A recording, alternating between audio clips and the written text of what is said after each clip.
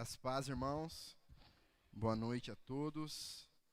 Sejam bem-vindos a mais um culto, mais uma reunião, onde o nosso intuito é aprender um pouco mais sobre o Senhor.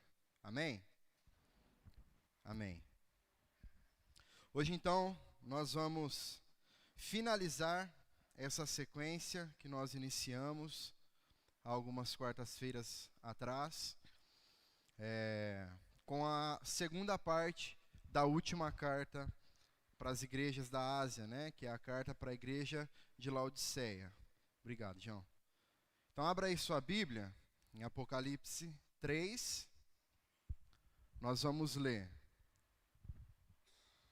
Tinha ficado 20, 21 e 22, mas nós vamos meditar um pouco no 19 também. Então, a partir do 19. Apocalipse 3, a partir do 19.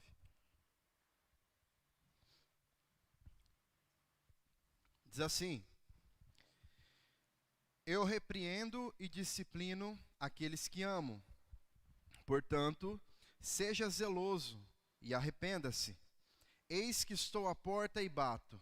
Se alguém ouvir a minha voz e abrir a porta, entrarei em sua casa e cearei com ele, e ele comigo.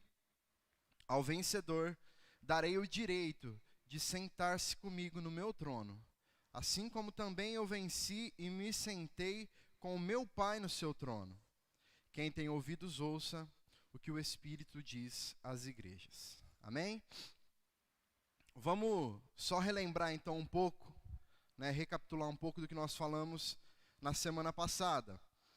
Nós vimos na primeira parte do estudo, então, da carta aqui para a igreja de Laodiceia, que Laodiceia foi a única das 7 igrejas que não recebeu nenhum elogio, que foi apenas criticada por Jesus.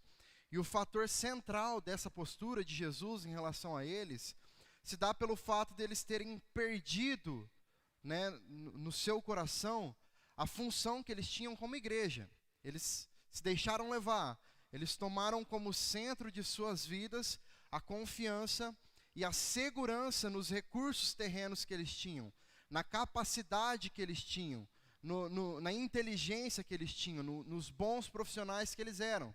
Eles faziam disso, eles tiravam disso o entendimento de que, por conta disso, pelo fato de serem ricos, pelo fato de terem construído boas carreiras, dentro da medicina e dentro do mercado das lãs, como nós vimos também, fazia com que eles imaginassem que eles fossem abençoados o suficiente por Deus e que eles já tivessem atingido o ápice de suas vidas, seja profissional ou seja espiritual.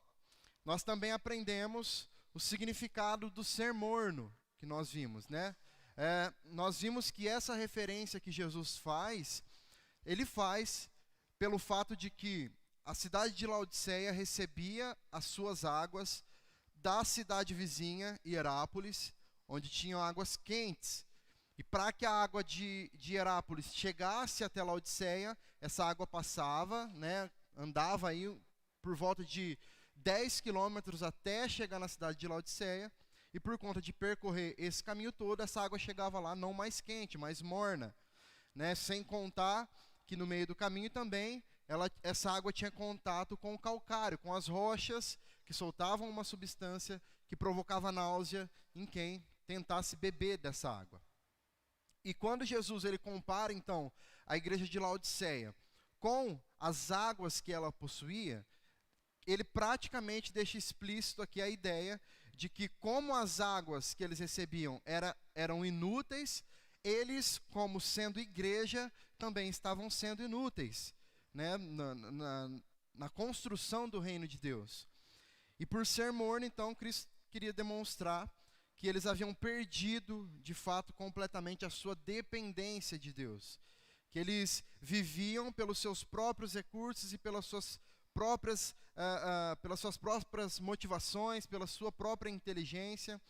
Eles criam que tudo isso os faria vencer, mas para Jesus isso tudo era digno de náusea, E nós finalizamos a primeira parte entendendo então Porque essa era a ideia da igreja de Laodiceia. Eles se viam prontos, eles se viam bons o suficiente, autossuficientes. Mas, finalizando ali o trecho que nós estudamos semana passada, nós vimos qual que era a visão de Cristo sobre eles, né? Que eles eram pobres, cegos e nus. Era dessa maneira que Jesus olhava para a igreja de Laodiceia. Aos olhos de Jesus, pouco importava a capacidade técnica daquele povo. Aos olhos de Jesus, pouco importava o quão inteligentes eles eram, o quão ricos e abastados eles eram, o quão bons profissionais eles eram. Para Jesus, isso tudo era digno de pena. Era digno de ser chamado de nada, de inúteis. E também eles estavam expostos às maiores vergonhas possíveis diante de Deus. Para as pessoas, né, para a população da cidade, não. Para a população da cidade, para as pessoas que estavam ali, eles mantinham uma aparência de uma igreja forte, de uma igreja rica, de uma igreja que contribuía para o Evangelho de Cristo, mas para Cristo, na verdade, eles eram pobres, cegos e nus. Correto? E eu gostaria de fazer apenas um esclarecimento aqui sobre algo que nós falamos na semana passada, que talvez pode ter te deixado um pouco em dúvida, ou pode ter gerado algum tipo de dúvida em alguns dos irmãos, das pessoas que nos assistiram também. Quando nós falamos sobre o fato de nós estarmos desfrutando de migalhas aqui e estarmos satisfeitos com isso. O que eu quis dizer com isso? O que nós entendemos com isso? A gente precisa entender que essa interpretação, essa ideia, está baseada naquilo que a igreja de Laodiceia vivia. Então a igreja de Laodiceia, ela era formada por um povo que se sentia autossuficiente por conta de tudo que eles conquistaram. Eles se sentiam bons o suficientes porque eles tinham muito dinheiro, eles tinham muitos recursos, eles eram considerados referência, né, na medicina, referência como exportadores de lã. Então eles se sentiam bons demais. Só que Cristo, ele condena essa atitude neles. Cristo condena essa postura da igreja de Laodiceia. Cristo mostra que não eram essas coisas que de fato importavam para ele. Então, quando nós dissemos que sobre nós estarmos desfrutando de migalhas aqui, estarmos satisfeitos com isso, é nesse sentido. Por quê? No sentido de que muitos de nós vivemos e nos movemos nesta vida empenhados, focados unicamente em desfrutar das coisas desse mundo. Seja de bens materiais, seja da saúde que nós vamos ter, dos bons relacionamentos, do que for. Às vezes nós entramos em um piloto automático e nós entendemos que porque está indo tudo bem, Deus está nos abençoando. E esse era realmente o mesmo pensamento da igreja de Laodiceia. Porque para eles, aparentemente, humanamente falando, estava tudo bem, para eles, Deus estava os abençoando e ponto. Ok? Bens materiais, saúde, bons relacionamentos, momentos de lazer, descontração que nós temos, e diversas outras coisas que a gente desfruta neste mundo, podem ser consideradas como bênçãos de Deus para nós? Claro que sim, porque são de fato bênçãos de Deus para nós. É o derramar da graça do Senhor, da graça comum, é o derramar da misericórdia, da bondade do Senhor sobre nós. Mas nada disso, irmãos, absolutamente nenhuma dessas coisas que nós desfrutamos aqui, que nós podemos desfrutar aqui, seja o que for, pode se comparar com a bênção máxima da salvação. Então, é nesse sentido, diante daquilo que representa a salvação, diante daquilo que representa o ato sacrificial de Jesus na cruz por nós, diante de tudo aquilo que representa o que nós temos a viver como herança, a receber como herança nos céus, o que nós vivemos aqui é migalhas, são migalhas. Não pode nos satisfazer. Por maiores que sejam as coisas que nós recebamos aqui, por mais que as coisas que nós recebamos aqui nos façam bem a nossa família, não se compara com a salvação. Não se compara com a herança que está preparada para que nós recebamos no céu. E isso precisa estar claro para nós, ok? Vamos entrar então no que diz o versículo 19. É interessante nós notarmos, irmãos, que mesmo diante de um discurso duro de Jesus aqui para essa igreja, mesmo diante de tantas características ruins que Jesus fala sobre eles, ele ainda dá uma oportunidade para essa igreja. Ele ainda demonstra aqui que se eles se arrependessem, as coisas poderiam funcionar ainda. É interessante nós notarmos que Cristo, ele faz questão de demonstrar o seu grande amor por aquele povo. Ou seja, Cristo está sempre, irmãos, mostrando o amor que ele tem por aqueles que também falharam na missão.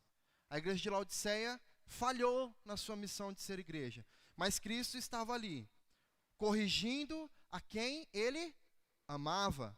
É isso que diz o verso 19 aí, não é? Olha lá o que diz o verso 19. Eu repreendo e disciplino aqueles que eu amo, portanto seja zeloso, né? E veja, irmãos, a igreja de Laodiceia, ela estava aqui sendo avisada, ela estava sendo alertada, e não só isso, nós vamos ver que ela estava sendo incentivada, empurrada ali, para que eles entendessem o que Cristo estava falando e se arrependessem, certo?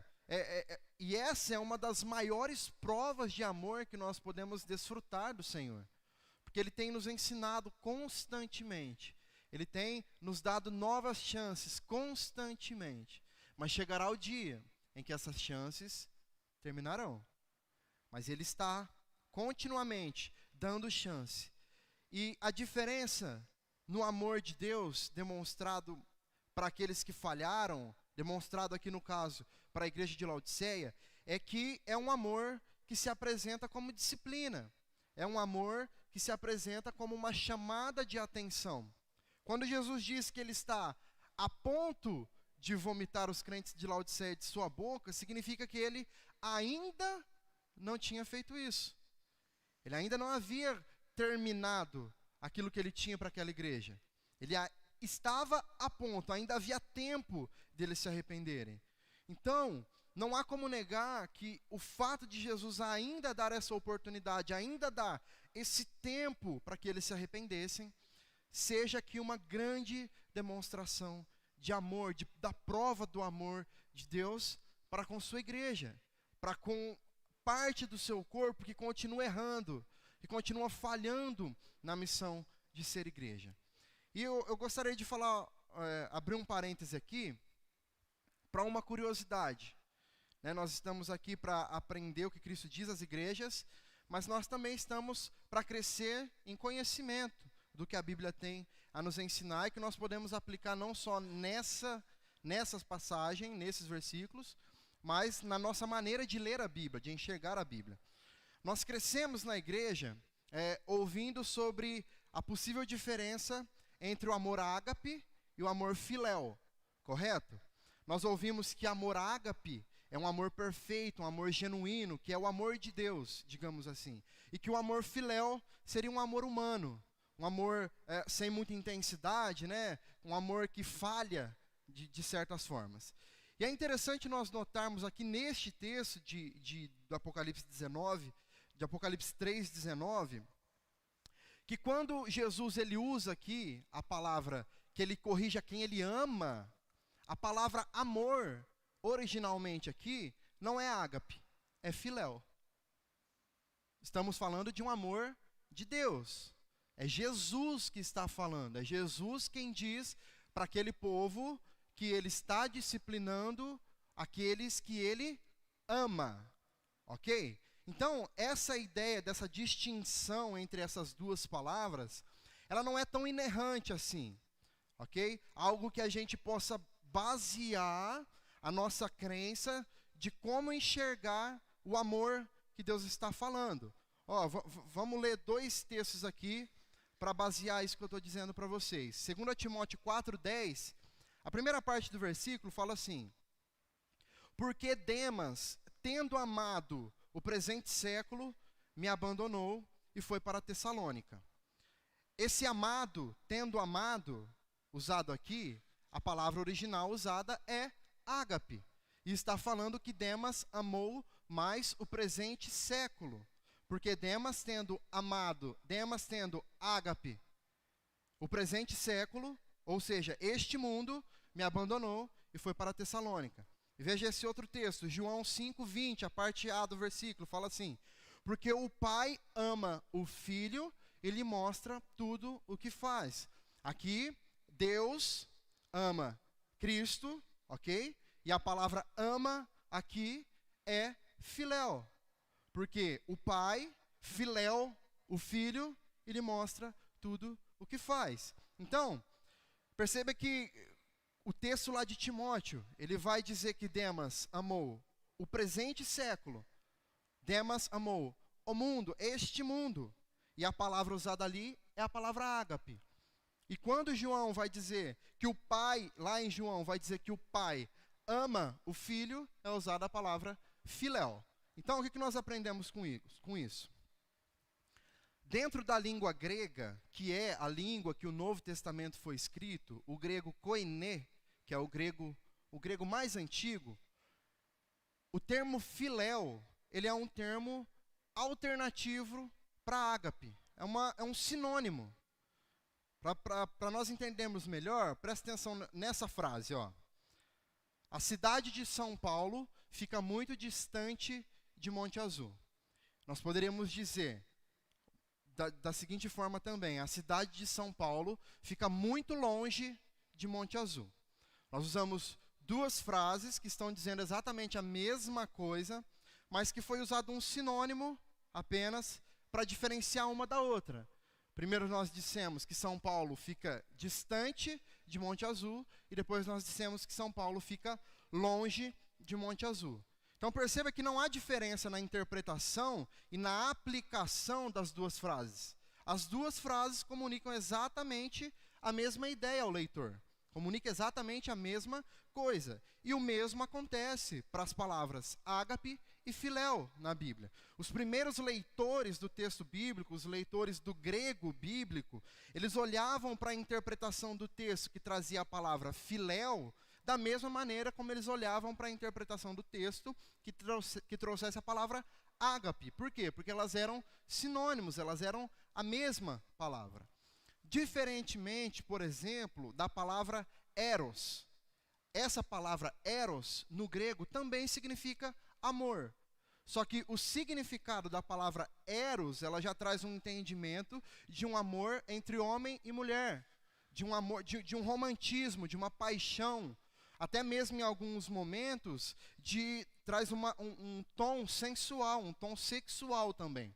Então, aí sim, nós definimos esse amor eros como um amor diferente, que se aplica de forma diferente, ok? Talvez, irmãos, eu sei que às vezes é difícil a gente ouvir algumas coisas. Nesse caso, nem tanto, porque não é uma situação tão central assim para a nossa fé, né?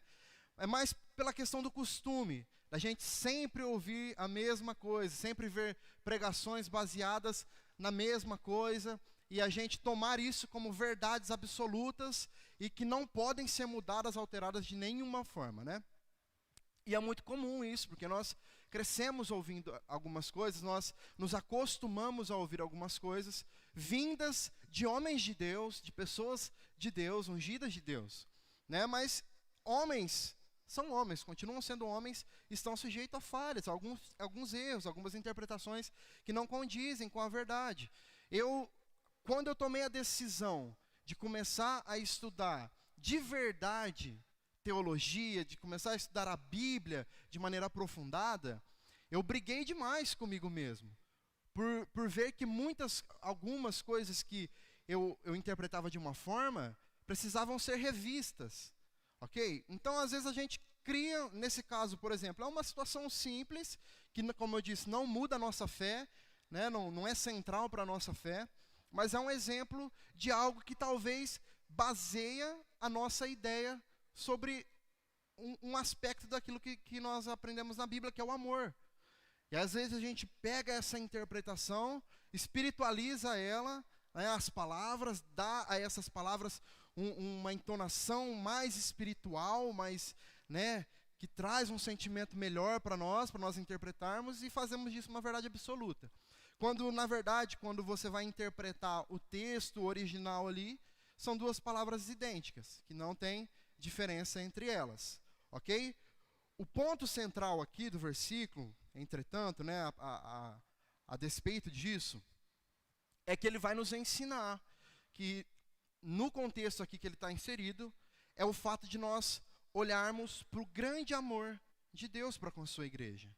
Se é ágape, se é filéu, não importa. Deus amando a sua igreja. Deus mostrando para aqueles que falharam na missão, que Ele está corrigindo eles, que Ele está exortando eles, porque Ele os ama. E isso é o ponto principal para nós entendermos. Esse grande amor de Deus. O problema é que na grande parte das vezes, nós nos esquecemos que o amor, ele existe, ele serve sobretudo para corrigir também, para ensinar também. Nós conseguimos ver o amor no consolo, nós conseguimos ver o amor numa palavra de ânimo, numa palavra de encorajamento, nós conseguimos ver o amor numa palavra amiga, mas nós dificilmente conseguimos ver o amor numa palavra de exortação. Porque isso fere o nosso orgulho, mexe com o nosso ego. A gente não quer saber de ter ninguém nos corrigindo.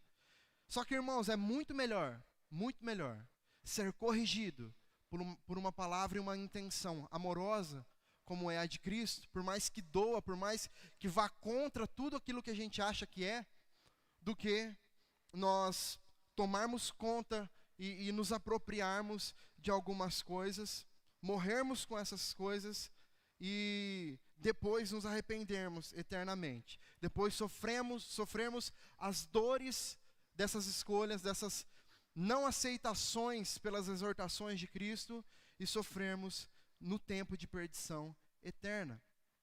Então, todas as vezes que Cristo corrige a sua igreja, por mais dolorosas que fossem as palavras, por mais que seja dizendo que eram sepulcros caiados, por mais que fosse dizendo que eram raça de víboras, era uma correção de um pai que ama o seu filho. E é esse um paralelo interessante para nós fazermos aqui, da ideia do versículo 19, com o que diz lá em Provérbios, capítulo 3, os versículos 11 e 12. Provérbios 3, 11 e 12, diz assim: Meu filho, não rejeite a disciplina do Senhor, nem se aborreça com a sua repreensão, porque o Senhor repreende a quem ama, assim como um pai repreende o filho a quem quer bem. Por maiores e mais pesadas que fossem aqui as críticas de Jesus à igreja de Laodiceia, o seu grito aborrecido aqui, ele expressava o amor de um pai durante a correção do seu filho. Todo pai, toda mãe que tiveram em algum momento que disciplinar seus filhos, que corrigir seus filhos, sabem que fizeram isso por sentirem um amor incondicional por eles, por identificarem nas ações deles que estavam tomando, muitas das vezes, caminhos errados, contrários ao caminho da fé, contrários aos caminhos que poderiam ser bons caminhos para eles. Todo pai, toda mãe sabe disso, que por mais duro e doloroso que fosse para você, pai, para você, mãe, corrigir o seu filho em determinado momento, isso era feito por causa de um grande amor, de um amor incondicional. Ora, se vocês que são maus sabem dar coisas boas a seus filhos, quanto mais o Pai de vocês que está nos céus. É o que diz Mateus 7:11. Só que o problema é exatamente o que eu disse anteriormente. Nós temos dificuldade de conseguirmos ver as correções do Senhor como coisas boas vindas de um Pai de amor. Só que ainda que nós não consigamos ver, ainda que nós não consigamos sentir isso, é um fato que a própria Bíblia está nos mostrando. Ele corrige a quem ama. Eu falei aos pais, mas você, pai, que também já foi filho e lembra de alguma coisa que seu pai em algum momento chamou a sua atenção e você não entendeu, você não gostou, e futuramente você se lembra: e aí você lembra daquela correção e fala assim, poxa, ele estava certo. Poxa, minha mãe estava certa. É isso. Nós não conseguimos, na maioria das vezes, reconhecer as correções de Deus como uma atitude de amor a nós. Às vezes nós até confundimos, irmãos, essa correção como obra do diabo. Às vezes nós, no meio ali da nossa ânsia por querer que as coisas deem certo à nossa maneira, da maneira como nós queremos, nós interpretamos um não de Deus e a correção dele, às vezes como o diabo se levantando contra nós, quando na verdade é simplesmente Deus nos ensinando o caminho, que é simplesmente Deus nos mostrando a maneira como nós devemos andar. No versículo 20, nós vamos ver que diante dessa correção toda de Jesus, diante dessa demonstração de amor de Cristo, dando essa oportunidade por ele ainda não ter vomitado eles de sua boca, Jesus vai dizer a eles então que ele estava batendo a porta. E aqueles que abrissem então teriam o privilégio de cear com ele. Esse texto, ele traz também algumas confusões, às vezes na hora de interpretar e na hora de aplicar. Normalmente nós usamos muito, e já vimos ser usado muito, esse texto, eis que estou à porta e bato, em momentos de evangelismo. Quando a gente vai falar de Jesus para alguém, para algum não crente, e a gente usa, Jesus está batendo a porta do seu coração. Se você deixar que ele entre, ele vai entrar, ele vai fazer morada, ele vai cear com você, ele vai te salvar. Só que o problema dessa interpretação, irmãos, de nós olharmos para essa interpretação, é que talvez ela crie em nós uma sensação de ter Jesus batendo a porta do nosso coração, da mesma forma como nós vemos um ambulante batendo na porta da nossa casa, querendo vender alguma coisa. Sabe, que normalmente a gente nem abre a porta, inclusive, a gente vai ali, olha pela frestinha da janela, vê o que é, não abre não, fica quietinho. E para esses ambulantes, normalmente, quando a gente resolve abrir uma exceção de ir lá e atender, às vezes a gente sente no nosso coração que a gente está fazendo uma caridade, que a gente está ajudando ele, porque ele está vendendo ali o seu produto, está querendo ganhar seu pão. Só que nem em última hipótese nós podemos olhar para esse texto dessa forma, pensando que talvez nós possamos estar fazendo um favor a Deus, a Jesus, permitindo que ele entre no nosso coração. Não existe a menor possibilidade de nós fazermos um favor a Cristo. Pensar que nós poderíamos estar fazendo um favor, permitindo Cristo entrar no nosso coração, irmãos, é ser como a igreja de Laodiceia, autossuficiente, que já achava que era bom demais, que já tinha conquistado tudo, e que se deixasse Jesus entrar era só para ele se sentir bem, e não eles como igreja. E esse é um problema que nós criamos quando nós tiramos um texto da Bíblia do seu contexto, e nós queremos interpretar ele de forma separada. Toda vez que nós fazemos isso, irmãos, 90% de chance de nós darmos interpretações erradas para ele. Porque se você pegar uma carta, esquece a Bíblia, pensa uma carta, alguém te enviou uma carta, e aí você tira só 2 frases daquela carta para ler e joga o resto da carta fora. Você vai entender o que a carta está falando, sobre o que a carta está falando? Você não vai conseguir entender a intenção do que a pessoa estava te falando. E a Bíblia é um livro, são cartas, nós estamos lendo um livro que foi escrito da mesma maneira.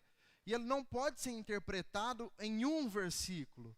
Um livro com um monte de capítulos, vários versículos, vários livros diferentes. Ele não pode ser interpretado a despeito de todo o resto. Nós temos que olhar para a Bíblia como um todo, para as cartas como um todo, ok? Então a primeira coisa que nós precisamos pensar aqui na interpretação desse versículo é justamente olhar para o contexto. E nesse contexto nós vimos, nesses dois estudos que nós estamos aqui, nós vimos Jesus advertindo a igreja para que eles agissem de fato em direção ao que ele estava dizendo. para que eles mudassem de postura. A segunda coisa que nós temos que entender sobre esse texto é que ele não está sendo direcionado a pessoas ímpias, pessoas que nunca conheceram a fé, que nunca tiveram um contato, que estão sendo evangelizadas pela primeira vez. As palavras de Jesus aqui, elas são claramente direcionadas para a igreja. Nós estamos estudando aqui, o início começa, ao anjo, né, da igreja de Laodiceia, escreva. A igreja, nós estamos falando de igreja. Jesus estava falando para a igreja. Aqui eram pessoas que já viviam ou que já haviam vivido as suas vidas perante a fé. Eram pessoas que já haviam reconhecido Cristo como único Senhor e Salvador de suas vidas, que já haviam recebido o Espírito Santo para morar em seus corações. Então, não é um primeiro encontro aqui, diante dessas palavras de Jesus. Não, eles não estavam ouvindo sobre algo novo, algo desconhecido, sobre um Deus que estaria chegando a primeira vez em suas vidas. Então, quando Jesus fala essas palavras, ele fala para a igreja. Então, e a terceira coisa que nós precisamos entender, então, diante desse texto, também é algo muito interessante, e algo que talvez nós precisemos mudar a nossa forma de enxergar, é que Jesus não pede permissão para entrar no coração de ninguém. Por quê?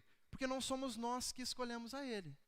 É Ele quem nos escolhe. É o que diz João 15:16. E veja o que diz o texto de Atos, capítulo 16, versículo 14. Certa mulher chamada Lídia, da cidade de Tiatira, vendedora de púrpura, temente a Deus, nos escutava. O Senhor lhe abriu o coração para que tivesse atenta ao que Paulo dizia. Ao que nos parece aqui, irmãos, Jesus não pediu permissão para entrar no coração de Lídia.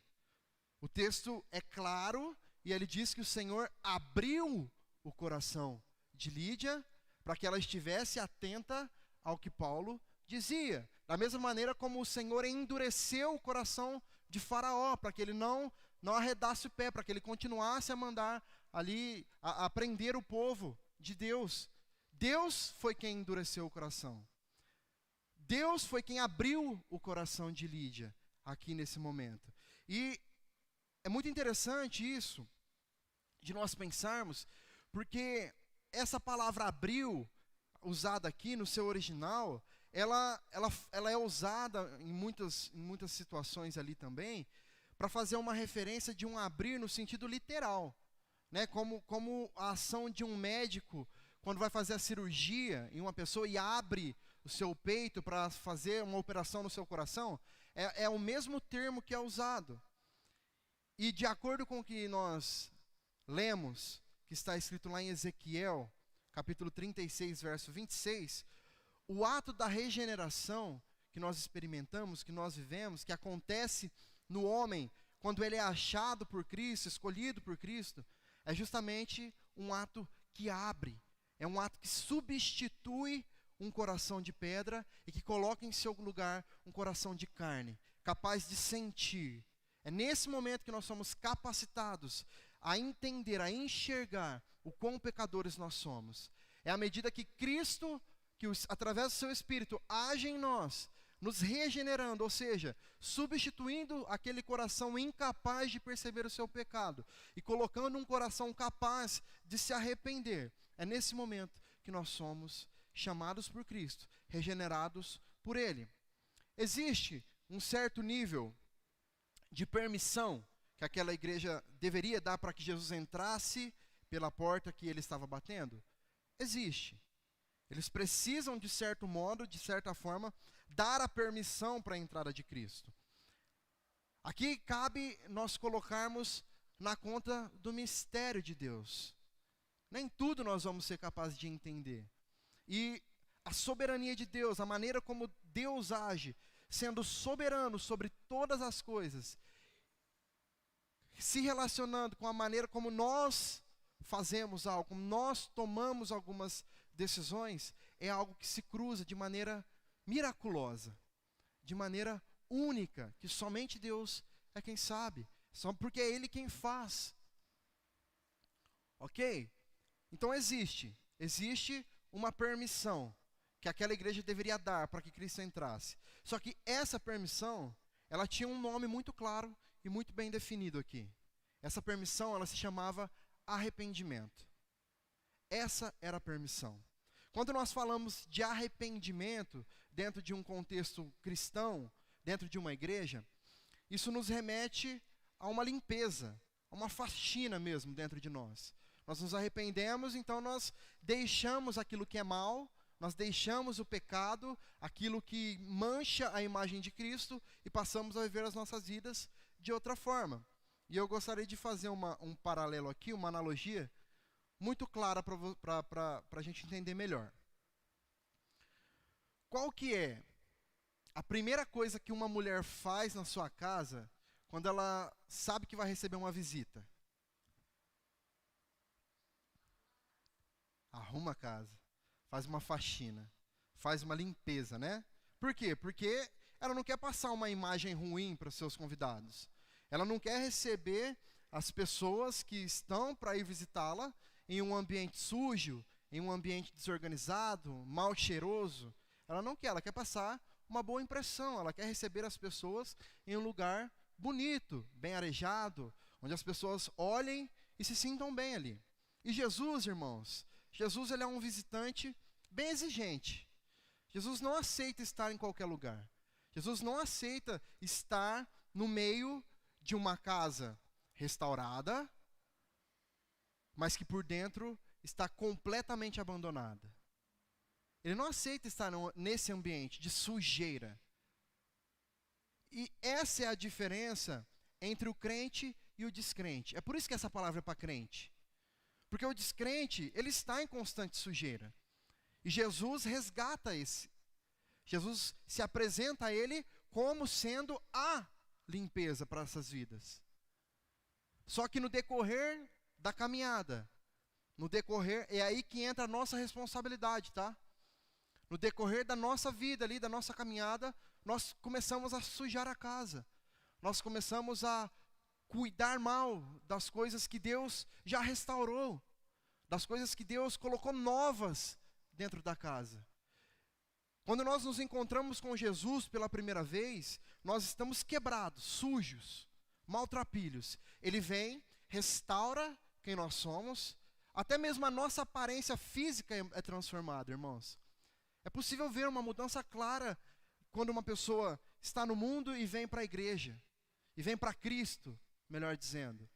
Em todos os aspectos, o seu semblante muda.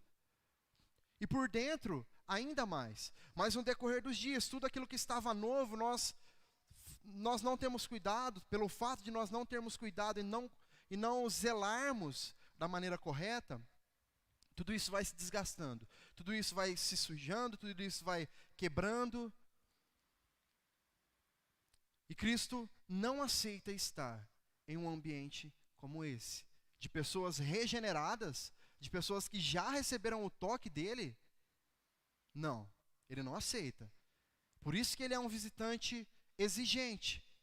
Por isso que ele estava aqui chamando a atenção da igreja de Laodiceia, para que eles entendessem: eu já fiz, eu já salvei vocês, eu já mandei meu Espírito para habitar em vocês, eu já transformei as suas vidas, as suas casas. Não é possível que vocês estão desse jeito, pobres, cegos, nus. Então, a limpeza, irmãos, da casa dos laodicenses era algo imprescindível. Porque Cristo, ele estava com um banquete em suas mãos. O texto diz que ele vai entrar e vai fazer o quê? Cear com eles. Imagine Cristo com um banquete nas suas mãos, chegando para cear em uma casa suja, em uma mesa cheia de sujeira, sem ter onde colocar sequer a comida para cear com o povo, com as pessoas que estão ali. Ele não ia fazer isso. Por isso a casa precisava ser limpa. Então, essa limpeza da casa para receber Jesus, ela está totalmente condicionada ao arrependimento daquele povo. O arrependimento, ele representa essa limpeza profunda, necessária, para que a porta possa ser aberta para Cristo, para que Cristo possa ser recebido sem ressalvas, da melhor maneira possível. o ato da escolha por não abrir a porta, irmãos, significaria então que aquele povo, que aquela igreja não havia se arrependido. Correto? Então, do que Jesus está falando quando ele faz essa referência sobre ele bater e a igreja abrir a porta? Através dessa carta, irmãos, Jesus está demonstrando a sua grande preocupação com a situação que a igreja de Laodiceia estava, com a situação que eles se encontravam. E por isso, por conta disso, ele vai trazer uma grande advertência para eles. Jesus chama a atenção daquele povo. Para quê? Para que eles abandonassem o seu estilo de vida atual, para que eles deixassem a sujeira que eles estavam cultivando ali dentro, amontoando por baixo do tapete, e para que eles se voltassem para Cristo. Então, quando Jesus diz que ele está batendo a porta dos laodicenses, ele diz que ele está corrigindo aquele povo, que ele está exortando aquele povo, que ele está repreendendo a maneira como eles estavam vivendo, como eles estavam agindo ali. Então, bater a porta aqui vai significar o chamado de atenção de Jesus. Jesus chamando a atenção daquele povo para onde ele estava, fazendo com que os ouvidos deles pudessem capturar os sons dessa batida. Da mesma maneira, quando chega alguém ali bater na porta, nós ouvimos. E se nós estamos esperando a visita de alguém, nós já sabemos quem é. E os laodicenses estavam esperando a volta de Cristo, estavam esperando Cristo, assim como nós esperamos Ele hoje. Então essa referência é justamente por causa disso. Jesus estava batendo na porta deles, Jesus estava quase que batendo neles, literalmente, corrigindo eles, exortando eles, porque Ele os amava. E perceba que entre uma batida e outra, talvez batidas lentas, demoradas, que davam tempo daquele povo limpar a casa, organizar aquilo que estava desorganizado, se arrependendo, para poder abrir a porta e receber o seu Salvador, e cear com Ele. Justamente porque eles precisavam dessa atitude. Cristo poderia ter entrado de uma só vez, chutado a porta, quebrado tudo e condenado eles. Mas ele ainda estava dando uma chance.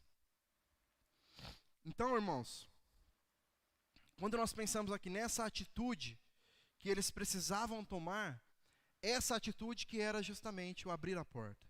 Abrir a porta significaria que eles estavam não só ouvindo os toques de Jesus na porta, as repreensões de Jesus, mas a simbologia usada aqui de deixar Jesus entrar, nesse caso, vai significar que, quando eles ao ouvirem os toques de repreensão de Jesus, ao ouvirem os toques de exortação de Jesus, eles estavam obedecendo e se arrependendo de onde eles estavam e do que eles estavam fazendo.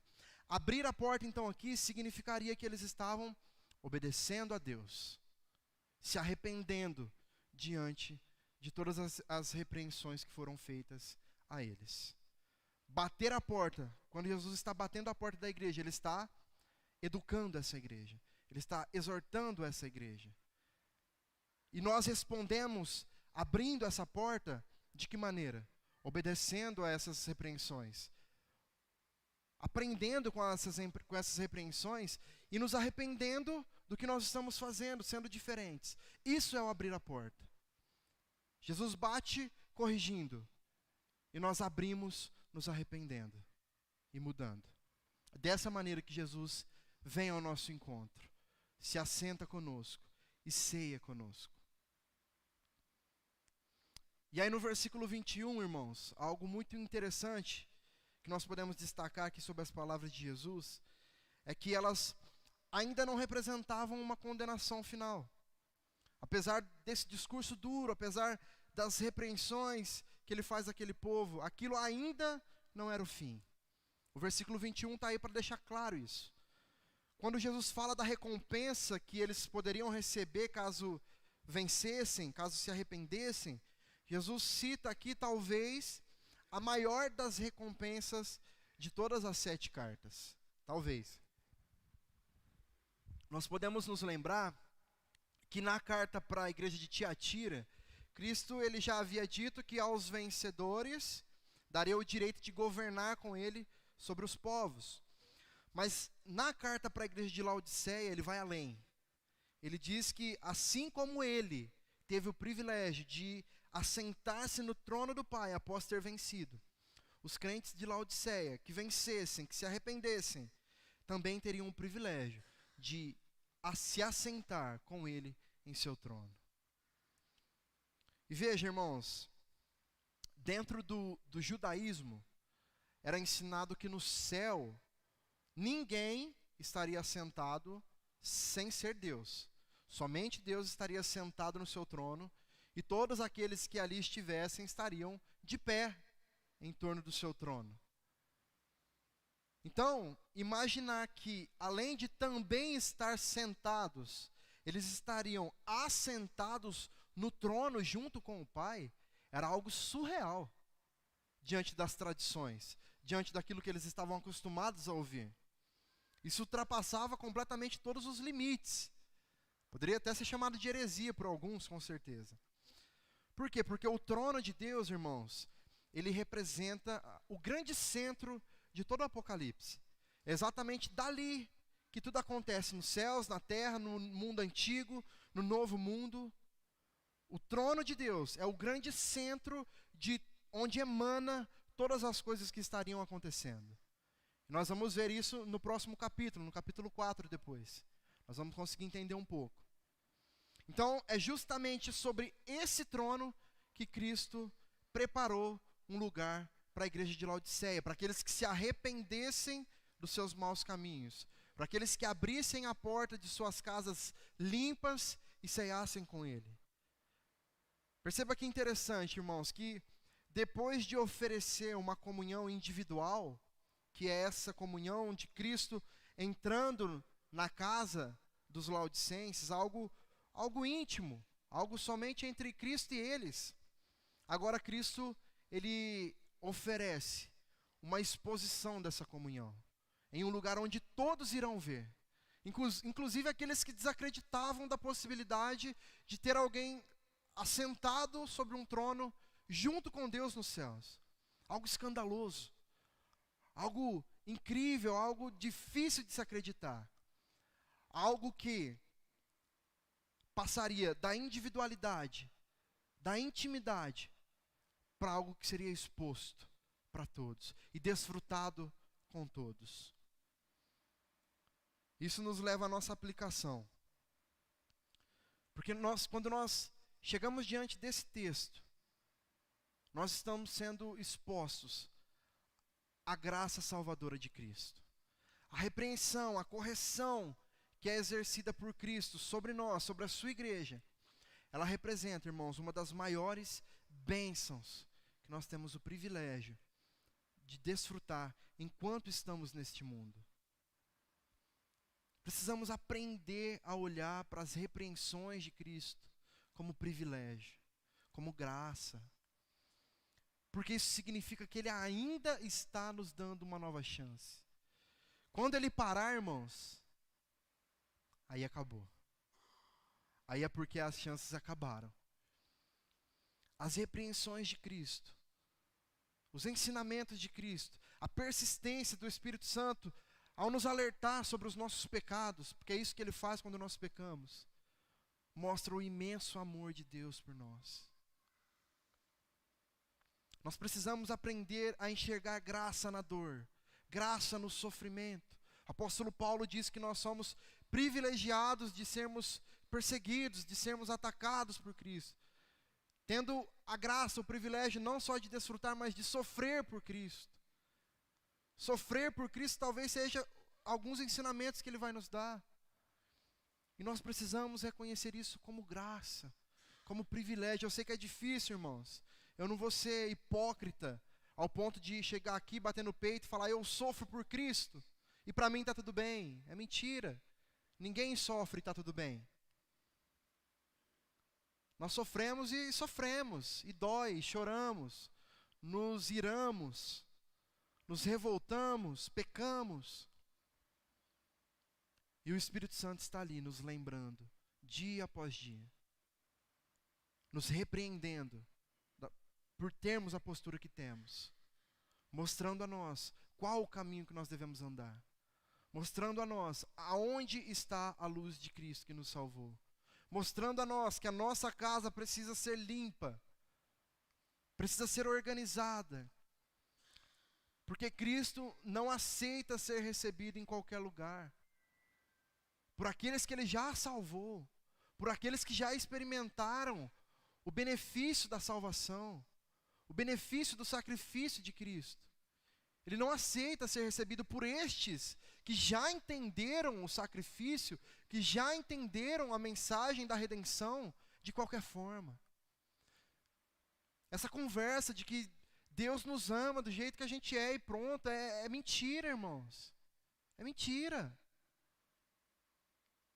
Deus, Ele nos resgata da imundícia dos nossos pecados e abre os nossos olhos e nos capacita para que nós enxerguemos isso.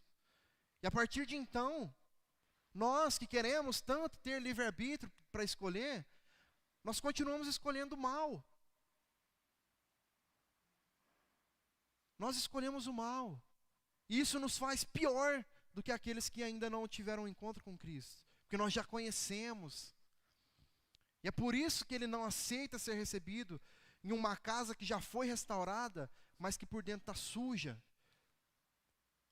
Ou como aqueles fariseus, sepulcros caiados, que por fora estavam lindos, mas por dentro podres.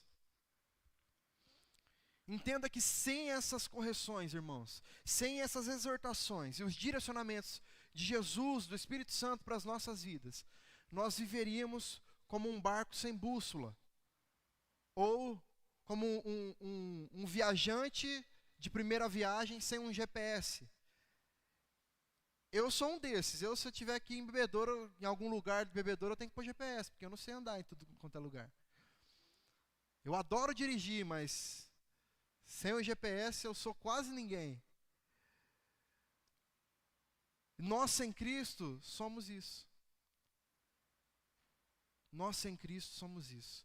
Porque nós ainda não somos os carros do Elon Musk, que dirigem sozinhos, né, que sabem estacionar sozinhos, que sabem a hora certa de ultrapassar.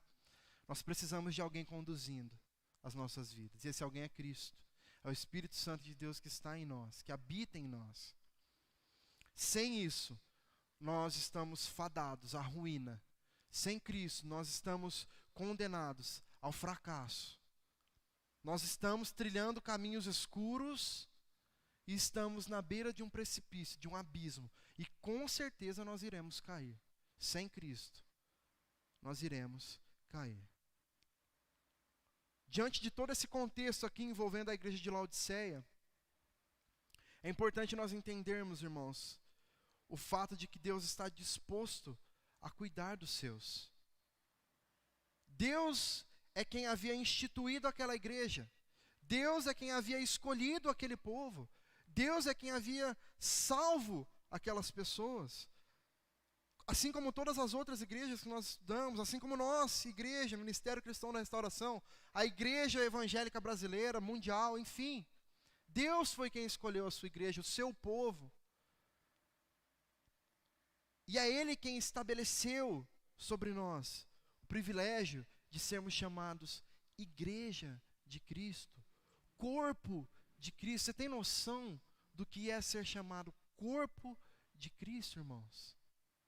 A responsabilidade que nós carregamos. Nós somos corpo de Cristo. Isso é muito importante. E é exatamente por esse motivo, irmãos, que nós precisamos entender e ter a humildade de reconhecer que Deus deve exercer o direito de posse sobre o seu povo, sobre a igreja que Ele instituiu, que Ele criou, que Ele sustentou até aqui. Somos dele, pertencemos a Ele, vivemos por causa dEle e deveríamos estar vivendo para Ele também. Ele é o dono de quem nós somos, de tudo que somos. É Ele quem nos formou, nos gerou, no ventre de nossas mães, antes mesmo de nós imaginarmos nascer, existir. Foi Ele quem teceu cada um dos nossos órgãos, cada detalhe de quem nós somos. Foi Ele quem nos fez, Ele quem nos criou, Ele que nos formou. E Ele exerce esse direito sobre nós, porque somos dEle. E isso é privilégio, não é fardo. Olha o privilégio que temos de saber que Deus, o grande Criador dos céus, da terra, o grande Criador das belezas mais incríveis que você já pôde admirar na sua vida, é quem te criou. Isso não pode ser normal no nosso coração. Isso não pode se normalizar na nossa mente. Ah, Deus me criou, amém. Ah, Deus morreu por mim. A gente vai normalizando tanto, sabe, o sobrenatural de Deus, as coisas maravilhosas que Deus fez por nós. O básico da fé cristã nós banalizamos, nós deixamos para lá porque é normal. Como é normal, irmãos, um ser único, especial, sem pecados, morrer por um bando de pecadores? Essa é a maior injustiça que já aconteceu na história da humanidade, humanamente falando. E nós preocupados com a injustiça das eleições. Como que nós podemos estar preocupados com qualquer outro tipo de injustiça, se nós não nos preocupamos que nós matamos Cristo por causa dos nossos pecados? Isso deveria doer nos nossos corações antes de qualquer coisa. Não significa que nós não devamos nos preocupar com a justiça. Nós devemos colocar em prática, exercer, fazer justiça naquilo que diz respeito às nossas capacidades.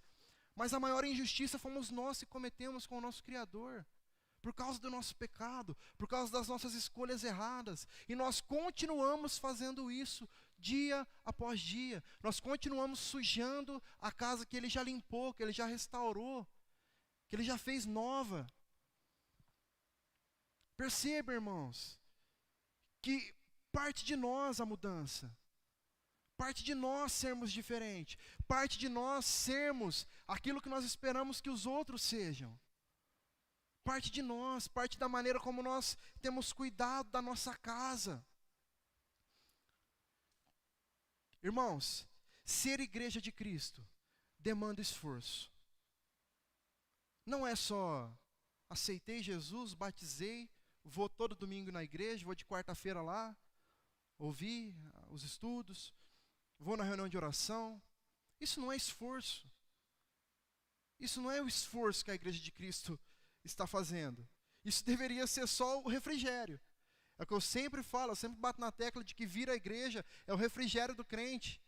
E não é o esforço que o crente faz. E nós não estamos indo nem para o refrigério, nem para o que é bom, nem para o que deveria ser desfrutado com prazer. Se torna pesado para nós, né? A parte difícil, irmãos, de ser igreja de Cristo é lá fora. É na rua, é na nossa casa. É lidando com pais incrédulos, mães incrédulas, esposos incrédulos, filhos perdidos. Essa é a parte difícil de ser a igreja de Cristo. E é nesses momentos que demanda esforço de nós. Ser igreja de Cristo demanda esforço, irmãos. E é um esforço que geralmente nós não estamos tão dispostos assim a colocar em prática. Nós olhamos para nós mesmos e nós já nos achamos suficientemente ricos e abastados, assim como a igreja de Laodiceia. Nós pensamos já ter vivido todas as experiências com Deus que já estão disponíveis aí na terra. Ixi, eu tenho 50 anos de igreja, de crente, já vivi tudo, ou tenho 10, ou então faz 5 anos que eu estou na igreja, já vivi tudo que tinha para viver com Cristo. Ixi, já sei tudo, já coloquei em prática tudo. Isso que é o se sentir rico e abastado, não necessariamente materialmente falando. É achar que já sabemos demais de Deus, daquilo que Ele requer de nós. É quando nós deixamos, ainda que de forma inconsciente, nós deixamos de buscar a Deus em humildade, com o coração contrito, quebrantado, com o coração disposto a buscar arrependimento diário, disposto a deixarem a casa limpa e arejada para receber o Cristo e cear com Ele. Perceba, irmãos, que esse ato de limpar a casa é uma ação, é algo que mexe com o nosso interior. É uma ação interna, particular. Em um lugar que ninguém mais vê. É aí que demanda esforço de ser crente. É abrir mão das nossas próprias vontades. É mexer no nosso orgulho, sabe? Essa parte que é a parte difícil de ser cristão. É abrir mão daquilo que eu quero por aquilo que a Bíblia diz que tem que ser. Aquilo que Cristo me ensinou a fazer. A casa dos laodicenses era uma casa linda por fora. Uma casa grande, robusta, cheia de luz, com as mais belas pinturas, com um belo jardim na frente. Linda, uma casa que quem passasse na frente dela olharia e diria: que casa linda. Só que por dentro era uma casa que estava suja, quebrada, cheirando mal e que precisava de uma faxina urgente. E é justamente para isso que Cristo está chamando a nossa atenção. O que Ele quer de nós, irmãos, é que o nosso interior esteja limpo, esteja restaurado, esteja fortificado nele. Não importa as marcas externas que nós carregamos, as desilusões da vida que nos machucaram, que nos, às vezes, transformaram em outra pessoa até, com atitudes diferentes, atitudes mais retraídas. Não importa o quanto a vida já nos bateu, já nos arranhou, já nos machucou, não importa a quantidade de feridas que a vida já nos trouxe. Cristo está preocupado com o que acontece dentro da casa, com o interior da casa, porque Cristo não irá cear fora da casa. A casa pode estar destruída por fora, mas Cristo vai entrar para cear dentro, em um lugar que precisa estar limpo. Essa é a cobrança dele, que a casa, o interior da casa esteja limpa para recebê-lo, para que a ceia possa acontecer de maneira abundante. Nós precisamos fazer uma faxina em nossos corações para receber a Cristo. E para que depois disso, para que depois de desfrutarmos dessa comunhão interna, que será prazerosa, que vai nos saciar por conta do banquete que Ele tem a nos oferecer. Depois disso, nós teremos o privilégio de desfrutar de uma comunhão externa, de uma comunhão com todos, de uma comunhão em que todos verão. Só que isso depende exclusivamente da comunhão que nasce dentro da casa. A intimidade que cresce dentro da casa. Não é verdade que você tem muito mais intimidade com quem mora com você do que com a pessoa que mora em outra casa, em outro lugar? Porque é dentro da casa que os laços são apertados. É dentro da casa que você tem liberdade e intimidade com as pessoas que estão ali. Com os de fora você não tem intimidade. Então essa intimidade com Cristo que acontece dentro, é isso. Para que depois possa ser externado. E nós tenhamos o privilégio, irmãos, de nos assentarmos no trono de Cristo, ao seu lado. Imagine só, nós sendo nós recebidos por Cristo, convidados a nos assentarmos junto dele no seu trono. Que privilégio, irmãos. Que privilégio que está disponível para nós. Basta apenas que a casa esteja limpa para receber o nosso Senhor. Amém? Vamos orar?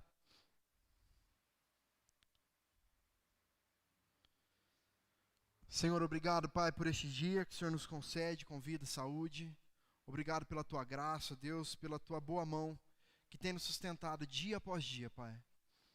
Obrigado porque o Senhor é bom, seu amor e a sua misericórdia duram para sempre. Nós te bendizemos, Pai, pela Tua palavra. porque ela fala em nossos corações. Ela penetra em nós como uma espada de 2 gumes, deixando marcas. E que essas marcas, ó Deus, possam nos transformar de dentro para fora. Porque nós sabemos, Pai, que se formos transformados pela Tua espada, nós não seremos mais os mesmos. Abra os nossos corações, Pai, todos os dias, para que nós possamos receber a Tua palavra. Assim como o Senhor fez com Lídia, abriu o coração dela para ouvir a mensagem que vinha direto do Senhor. Faça conosco, Pai, todas as vezes que manusearmos a Tua palavra. Faça conosco, Pai, todas as vezes que o Senhor estiver ministrando a Sua palavra de alguma maneira a nós. Porque nós queremos ser mudados por ela e não por ninguém. Que o Teu Espírito firme, ó Deus, em nossos corações essa palavra. Pai, nos perdoa, Pai, por termos bagunçado a casa. Nos perdoa, Pai, por termos estar acumulando sujeira na casa. Muitas das vezes escondendo, Pai, por baixo do tapete. Nos perdoa, Pai, pela nossa falta de zelo com a casa que o Senhor limpou e restaurou. Que ao ouvirmos, Pai, o Senhor batendo em nossa porta, como o Senhor fez nessa noite, nos repreendendo, nos exortando, nos ensinando, nos aconselhando, nós possamos nos arrepender, Pai. Nós possamos girar a chave do arrependimento, como um ato de obediência ao Senhor, limpando a nossa casa, deixando para trás tudo aquilo que não vem de Ti, tudo aquilo que não foi o Senhor que construiu, jogando fora tudo aquilo que não veio do Senhor, para que nós possamos recebê-lo, Pai, em nossa casa, para desfrutar da intimidade que é estar junto do Senhor, ceando com o Senhor, experimentando das finas iguarias que o Senhor tem para nos disponibilizar.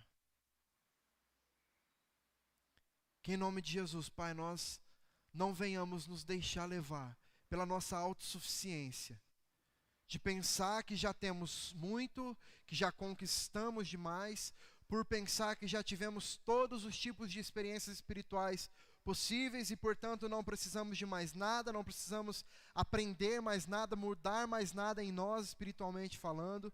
Nos perdoa, Pai, da maneira como nós vivemos as nossas vidas para acumular coisas, para acumular bens, para acumular boas situações nesta vida. E nos enganamos que isso tudo é só bênção, só bênção.